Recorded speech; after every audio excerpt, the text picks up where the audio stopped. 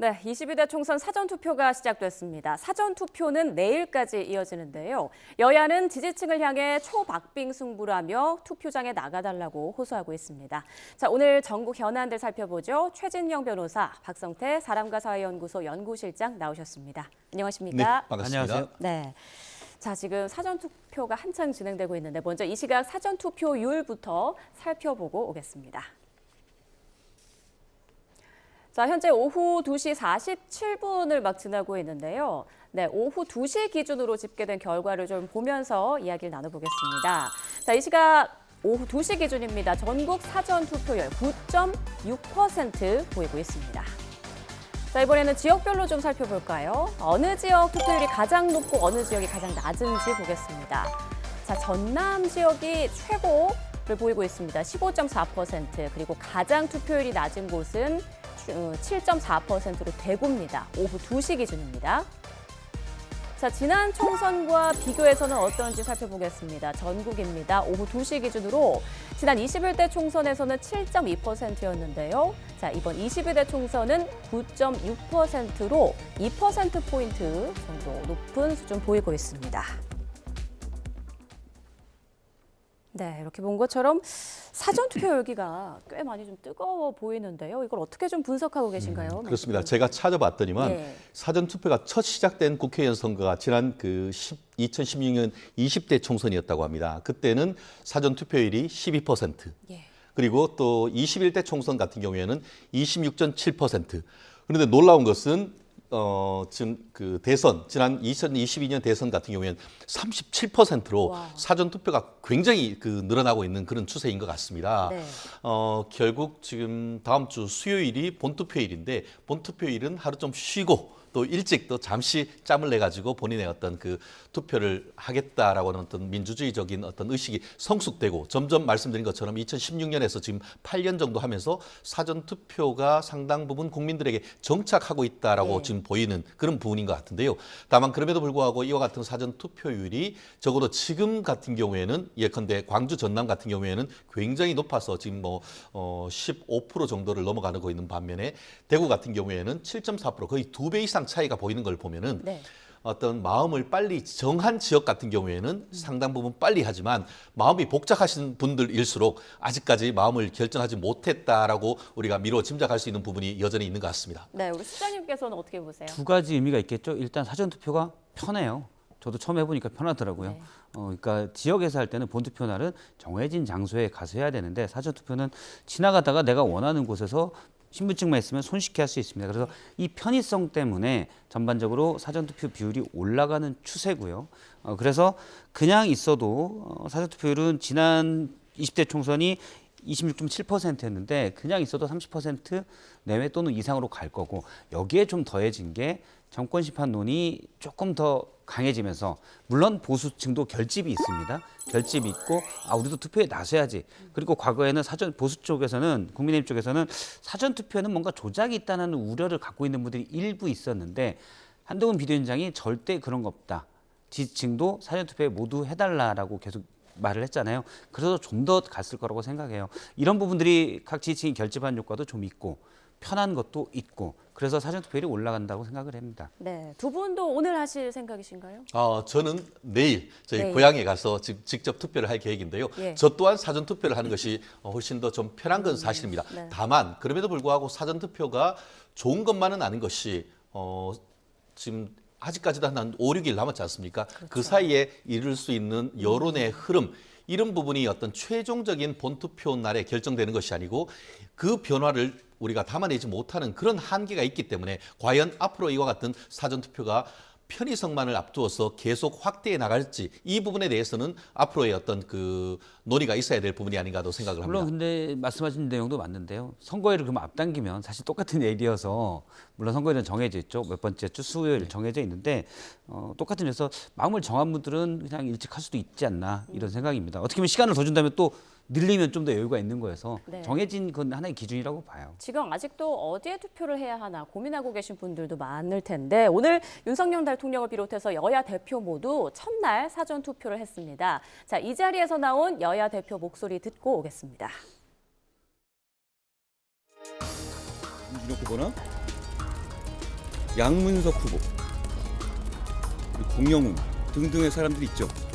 이 사람들에 대해서 국민들이 정말 오랫동안 분노의 말씀을 해왔죠. 정작 그 입틀막을 하고 있는 것은 이재명 대표입니다. 꿈쩍도 안 하고 있지 않습니까? 저희는 지켜야 할 범죄자가 없습니다. 지켜야 할 나라와 국민이 있습니다. 저희가 그걸 할 수 있게 국민의힘을 선택해 주십시오. 틀막당한 학생들과 함께 과학기술의 중요성, 또 정부 정책의 이 무지함 이런 것들을 좀 지적하고 싶었습니다. 이 상태가 계속 바람직하냐 아니면 바꿔야 되느냐 이 부분에 좀 집중해 주시길 부탁드립니다. 간절하게 더불어민주당이 과반을 놓치는 순간에 국민의힘이 과반을 차지할 경우에 생길 수 있는 상황을 우리 국민 여러분께서 상상해 봐 주시길 부탁드립니다. 정말로 위기의 상황이다 이 말씀입니다. 한동훈 비대위원장은 신촌에서, 이재명 대표는 대전 카이스트에서 사전 투표를 했는데 이 장소를 정한 어떤 특별한 의미나 전략이 있을까요? 예상 가능하죠. 한동훈 비대위원장은 이제 민주당 김준혁 후보의 특정 대학 폄훼 발언, 사실관계를 일부 과장하고 왜곡해서 한 발언 논란이 되고 있지 않습니까? 제가 뭐 방송에서 전하긴 그렇고 그거를 강조하기 위해서 신촌 대학 앞에 가서 얘기를 한 것으로 보이고요. 이재명 후보는 이제 카이스트 졸업식 때 입틀막 사건이 있지 않습니까? 이걸 강조하고 또 최근에 원래 올해 예산 R&D 예산을 4% 이상 줄였습니다. 그런데 거기에 대한 반발이 거세지자 그 대통령실의 관련 수석이 획기적으로 늘리겠다고 했거든요. 그럼 이게 뭐 고무줄이냐, 확 줄였다가 뭘 또 늘리냐라는 비판이 있었어요. 이런 것까지 같이 비판하려는 포석으로 보입니다. 네. 저는 특히 지금 한동훈 비대위원장의 신촌에서의 어떤 사전 투표 같은 경우에는 지역적 의미와 전국적 메시지를 좀 나눠서 분석해야 되는 것 같습니다. 지역적으로 봤을 때는 이 신촌, 아까 보면은 그림이 신촌역 앞이었는데요.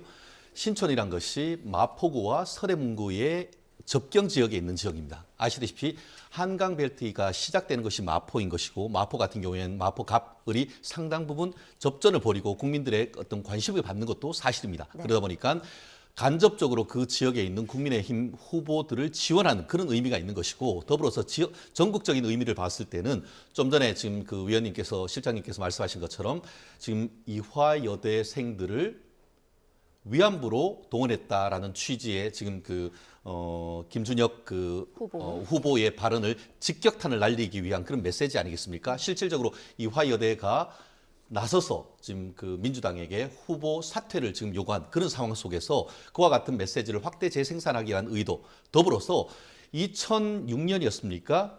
바로 2006년 5월 달에 그 지방선거가 있었는데 박근혜 전 대통령, 이른바 선거의 여왕이 거기에서 오세훈 후보, 시장 후보를 유세를 하는 과정에서 이른바 커터 테러를 당했습니다.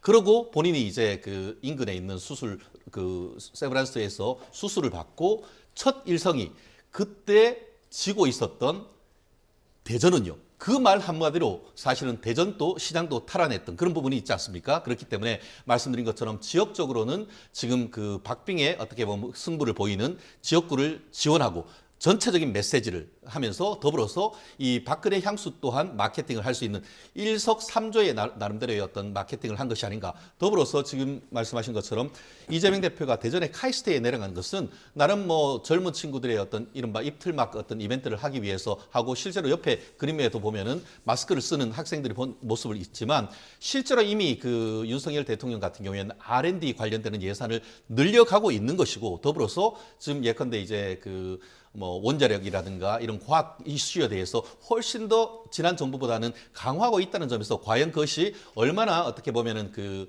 대국민 메시지로서의 유효할지에 대해서는 예. 저는 제한적이다 이렇게 예측을 해봅니다. 네.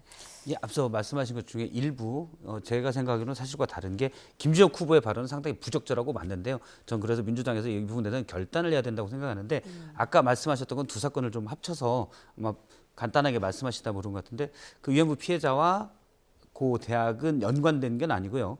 이제 김준혁 후보의 주장으로 나온 거는 원래 이제 미국 방첩기관 보고서에 나온 거는 미군정 씨의 하나의 사교 클럽이 운영됐었는데 여기에서 이제 유흥이 있었다. 그건 정말 말 그대로 사교 클럽의 그런 의미인데 그거를 김준혁 후보가 과장해서 무슨 상납이라는 표현을 쓰고 그러면서 논란이 된 겁니다. 그래서 앞서 약간 섞여서 말씀하신 것 같아서 네. 사실 그 부분은 논문이 본인도 지금 올려놓은 건 아니겠습니까? 네. 그 김준혁 후보가 올린 논문 같은 경우에도 처음에 보면은 어떻게 보면은 위문과 또 아까 말씀드렸던 그런 정말 말씀에 올리기도 어려운 그 단어는 구별된다고 했고 예. 그렇기 때문에 그 사안을 가지고 어떻게 예. 위안부가 됐다는 그런 것은 있을 수가 없는 것 아니겠습니까? 그렇다고 하면은 지금 민주당이 정당하다고 하는 겁니까? 저는 국민들에게 그걸 되묻고 싶은 겁니다. 네, 알겠습니다. 지금 김준혁 후보와 관련한 그 굉장히 이슈가 뜨겁기 때문에 두 분 말씀해 주셨는데요. 먼저 투표에 관련해서 먼저 이야기를 나누고 잠시 뒤에 후보의 막말 논란도 좀 짚어보겠습니다.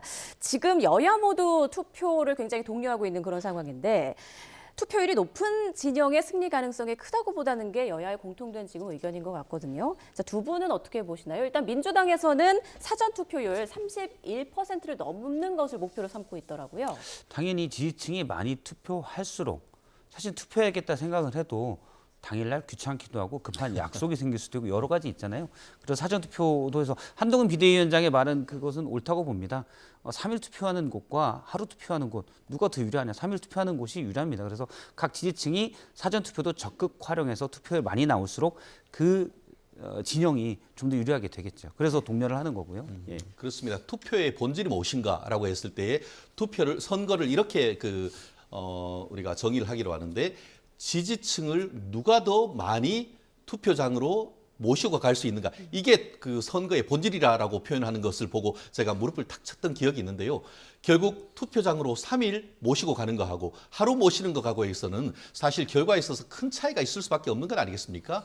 전통적으로 봤을 때 어떻게 보면은 사전 투표는 연세 드신 분들보다는 직장에 다니시는 분들이 점심 먹고 잠깐 갔다 올 수 있는 그리고 그 투표가 되고 특히 어떻게 보면은 그 투표 당일 날은 하루 쉬는 그런 흐름이 젊은 층에 있었지 않습니까? 네. 그러다 보니까 아무래도 2030 내지 3040에 어떻게 보면 그 사회 활동을 많이 하시는 젊은 층들이 많이 투표를 하고 그 과정에서 민주당이 좀 유리했던 것은 실증적으로 입증되는 것도 맞는 것 같습니다. 그러다 보니까 전체적으로 저도 확인을 해봤을 때 투표율이 한 60% 미만인 경우에는 전체적으로 자유우파의 진영의 승리가 있었던 것이고 60% 넘어가는 케이스에서는 어떻게 보면 민주당을 비롯한 어떻게 보면 좌파 내지 어떻게 보면 진보 측의 네. 어떤 승리가 있었던 것이 입증이 되는데 네. 다만 그럼에도 불구하고 최근에는 말씀드렸듯이 젊은 층, 연세 드신 층을 불문하고 다 선거 캠페인을 하고 있기 때문에 이번 선거는 사전 투표율이 결과에까지 직접적으로 상관관계가 일어나기는 쉽지 않다. 저는 그렇게 보기 때문에 지금으로서는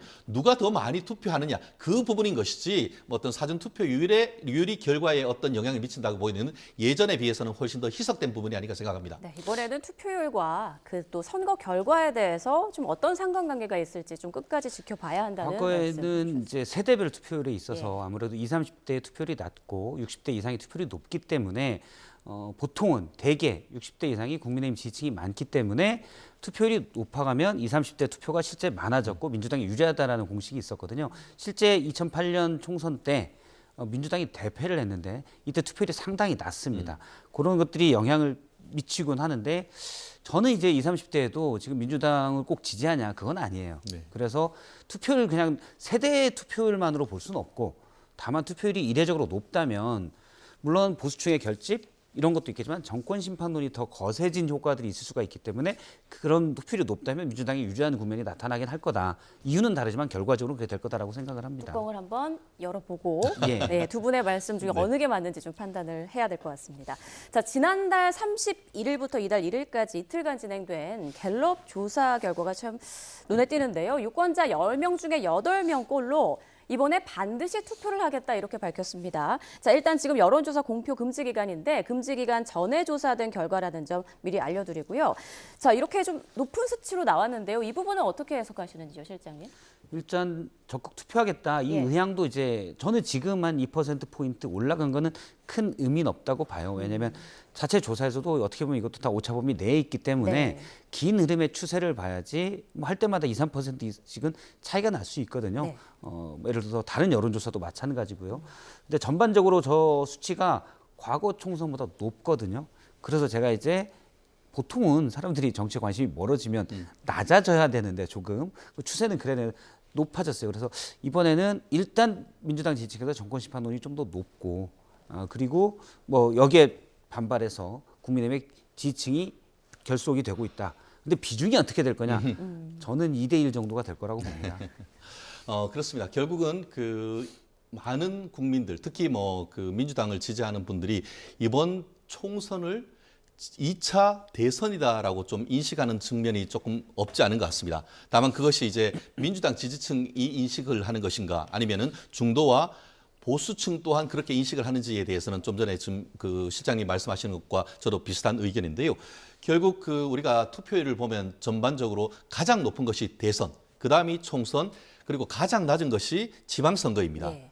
그런데 지금 총선임에도 불구하고 대선에 유사한 정도의 어떤 그 투표를 하려고 하는 그 이른바 반투층, 반드시 투표하겠다는 층이 높아진다는 것은 그만큼 전선이 비교적 명확해지고 있다는 것이고 그러다 보니까 제3지대가 설 지역이 없는 것도 이와 맞닿은 부분인데요. 과연 보수가 더 결집할 것인지 아니면은 어떻게 보면은 그 진보가 더 결집한 것인지 그 부분은 뚜껑을 열어봐야 되겠습니다만 어쨌든 이번은 이념 선거적인 성향이 훨씬 더 부각되는 그런 투표가 아닌가 저는 그렇게 예측을 해봅니다. 네, 이게 이제 예, 2월 잠깐 예도 되겠습니까? 예, 말씀하시죠. 2월 달까지 보면 호남에서 민주당 지지율이 많이 높지가 않았어요. 2월 달은 뭐냐면은 민주당의 공천 파동이 커졌을 때입니다. 그러니까 민주당 지지층이 아유 이번 투표하기도 싫다 이런 분위기가 많았어요. 결정적 사건이 저는 3월 초에 이종섭 대사 임명 문제라고 보는데 호주 출국하고 그러면서 이거는 우리가 뭐 이것저것 정책이나 또 야당도 마찬가지고 실수 실패 비판받을 일이 있지 않습니까? 근데 많은 중도층에서도 이건 선을 넘었다 생각해서 심판론이 확 붉어졌다는 생각이 듭니다. 네. 그래서 갑자기 정치 이렇게 투표율의 적극 투표층이 높아진 거는 그런 효과가 좀 있지 않을까라고 생각합니다. 네, 지금 설문조사 결과 여론조사 하나 더 볼게요. 지난 1일부터 3일간 진행된 MBS 여론조사인데요. 정부 지원론과 정부 견제론 지금 보시는 것처럼 아주 접전 양상을 보이고 있어요. 이 결과는 좀 어떻게 보시는지요? 그렇습니다. 사실 이 부분과 관련해 가지고는 이번 총선의 프레임이 한 두 차례 변경된 게 있는 것 같습니다. 실질적으로 어떤 한 정권의 중간에 치러지는 선거는 그 정권에 대한 심판적 성격이 상당히 강하죠. 그거는 미국이나 한국이나 마찬가지인 것인데 그러다가 어떻게 보면 지난 그 12월 말에 한동훈 비대위원장이 국민의힘의 대표로 오면서 프레임 전환이 있었습니다. 아시다시피 운동권 그 어떻게 보면 세대 교체론을 가지고 오면서 상당 부분 바람이 불었기 때문에 그러면서 여론의 흐름이 국민의 그 힘의 지지가 있고 또 그와 함께 그 윤석열 대통령의 지지율이 회복이 있었습니다. 그런데 지난 2월 그 민주당의 어떤 그 비명 행사, 친명 횡재라고 하는 과정에서 어떻게 보면은 운동권이라고 할 수 있는 그런 그 국민의힘에서 청산해야 된다라는 사람들이 자연스럽게 민주당의 어떤 그 공천 과정에서 상당 부분 사실상 심판돼 버린 그렇게 되다 보니까. 운동권 심판론이라는 것이 상당 부분 힘을 잃게 된 것이죠. 그러다 보니까 이제 새롭게 들고 나온 것이 2조 심판론이라 이렇게 지금 새로 나오는데 그 2조 심판론에 대한 어떤 국민의 어떤 반향이 세대 교체론보다는 조금 더 얕아진 그런 부분이 있는 것 같습니다. 그러다 보니까 지금으로서는 지금 민주당이 얘기하는 것처럼 윤 정권 심판에 대한 어떤 그 열망이 크다라는 취지가 적어도 지금까지는 많이 있었는데 그럼에도 불구하고 최근에 있어서 이따 얘기할 양문석 후보라든가 아니면은 김준혁 후보, 후보라든가 이런 부분에 대한 어떤 국민과의 불통 이 논란이 막판 논란이 벌어지면서 새로운 어떤 미세한 흐름이 지금 벌어지고 있기 때문에 최후 순간까지 우리가 긴장을 늦추지 않고 선거운동을 해야 되는 부분이 아닌가 생각합니다.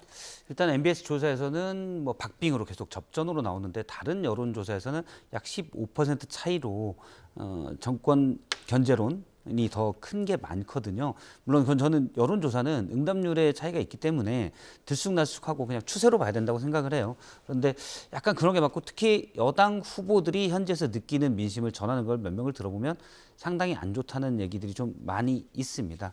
그래서 저는 개인적으로는 정권 심판론이 우세하다 현재 그렇게 보고 있고 여권 내에서도 그렇게 보고 있는 상황들이 많이 있습니다. 또한 앞서 이제 그 변호사님이 잘 얘기해 주셨는데 심판론을 계속 한동훈 비대위원장이 얘기하는 거는 좀 메시지 선택이 좀 잘못된 것 같아요. 어떻게 보면 안타깝기까지 할 정도인데 힘이 강한 사람이 약한 사람을 심판하진 않아요.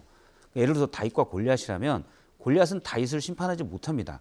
처분하거나 처단하거나 집행할 뿐이에요. 심판이라는 용어는 정치적에서는 약한 사람들이 많이 모여서 강한 권력을 하는데 지금은 누가 봐도 대통령이 강해요. 물론 2월 달에는 180 거대 야당이 이재명 대표가 강해 보였겠지만 지금은 그게 아닙니다. 그리고 앞서 신촌에서 입틀막이라는 표현을 한동훈 비대위원장이 썼는데 상당히 잘못된 언어 선택이에요. 한동훈 비대위원장은 쓰고 싶겠지만 듣는 사람들은 입틀막 하면 윤석열 대통령을 떠오릅니다. 그래서 그런 부분들은 선대위에서 좀 조율을 하고 메시지를 냈어야 되는데 어떻게 보면 안타깝기도 할 정도로 못하고 있고 저는 왜 그러냐 생각하면 한동훈 비대위원장은 검사장을 하고 예. 나중에 검사했대 문재인 정부에서 4번이 자천됐잖아요. 문재인 정부와 민주당은 마음속에 계속 심판 대상이고 거악으로 자리 잡아서 심판이고 입틀막이라는 게 본인 입장에서는 계속 그 이미지가 각인이 된 것 같아요. 하지만 선거 메시지로는 유리한 건 아닙니다. 자, 아까 실장님께서 그 여론조사 말씀하시면서 정부 견제론이 크게 웃도는 결과들도 많다라는 말씀을 해주셔서 예. 혹시 어디에서 조사한 내용인지 좀 언급을 해주실 수 있을런지요. 저희가 정확하게 시청자분들께 말씀을 드려야 예, 돼서요. 제가 지금 외우고 있지만 SBS 입소스 조사도 아마 그런 식으로 알고 있고요. 몇 개 조사에서 아마 KBS 코리아 리서치, 한국 리서치 조사도 퍼센트가 제가 수치는 외우고 있지 않지만 예.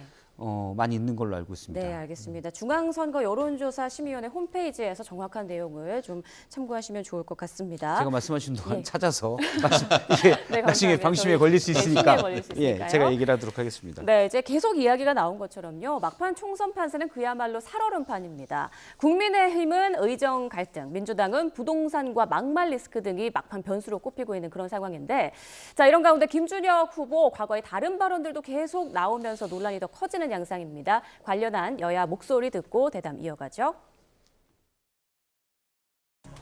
다른 아마 민주당 내 인사들, 비명계 인사들 같으면은 벌써 조치를 했을 건데 친명계 핵심 뭐 칼라가 뚜렷한 사람이다 보니까 지키고 가는데 그 자체가 오만이고 또 더군다나 지금 민주당이 아무래도 정권 침판 추세에 올라타고 있으니까 뭐 이게 의석수는 별로 걱정 안 한다 이런 뭐 심사인데 제가 볼 때는 그게 이제 마지막에 중도무당층의 이 표심을 저는 흔들 거라고 이렇게 최소 10석에서 15석 움직일 거라고.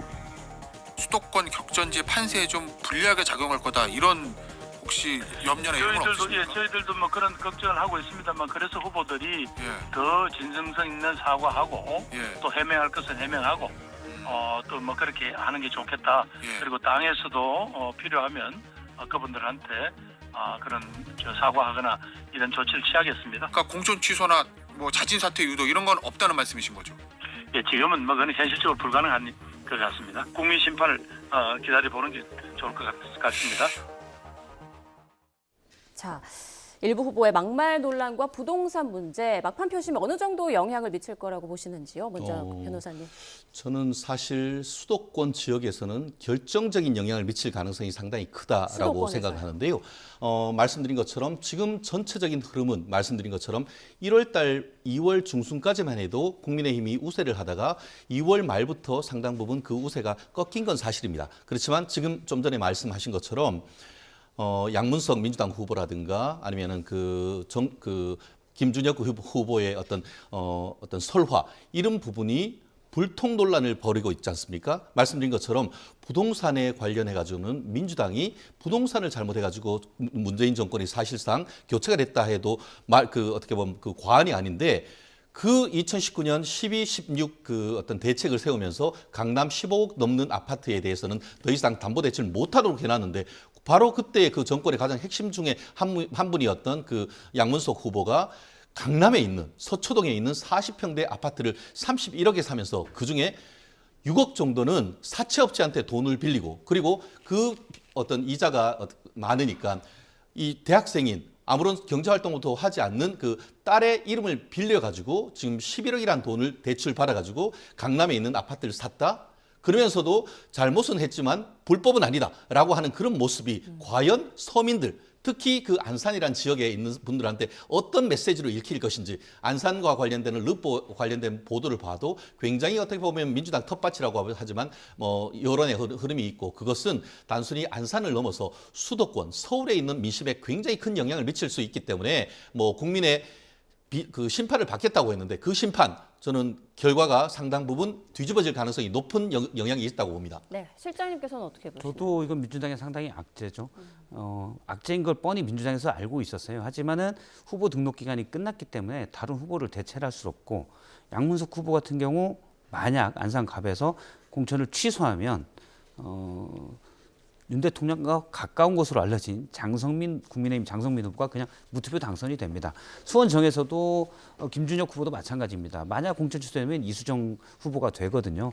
그래서 그냥 밀고 나가는데 그래서 잠잠해지기만 기다렸을 것 같은데 잠잠해지지 않고 있고요. 이거는 양문석 후보도 대응이 그냥 사실 잘못했다고만 해야 되는데 가끔씩 이렇게 분노를 표출할 때가 있어요. 이런 것들로 작용이 되고 김준혁 후보 같은 경우는 유튜브에서 워낙 많은 말을 해서 파면 팔수록 계속 나올 겁니다.